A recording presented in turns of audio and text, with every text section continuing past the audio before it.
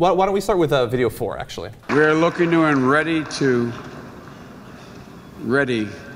negotiate peacefully, but all options, including military force, are on the table. I mean, saying that all options are on the table, of course they are. Who would say they weren't? Yeah. You know.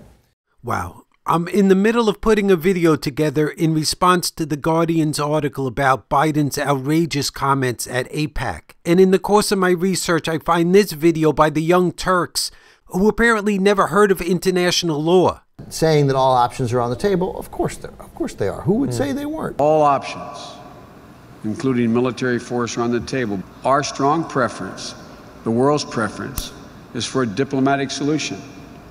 So while that window is closing, we believe there is still time and space to achieve the outcome. I don't know whether the idea of us talking about it, or whether nothing Joe Biden said surprised me or concerned me in any way. Yeah, I don't think that this is too much of a move from what they've said in the past. Yeah, I mean, this is what you expect, and this was the time, I guess, that he addresses AIPAC. And that's American-Israeli Political Action Committee. These two guys should get their act together, and I'm not issuing a threat saying or else, but I'm just saying this is a disgrace. Biden making clear that if there is some sort of military action, it's not going to be 100% unilateral American action, that we care about, what the rest of the world thinks. God forbid the need to act occurs. It is critically important for the whole world to know we did everything in our power. We did everything that reasonably could have been expected to avoid any confrontation. That matters, because God forbid if we have to act, it's important that the rest of the world is with us.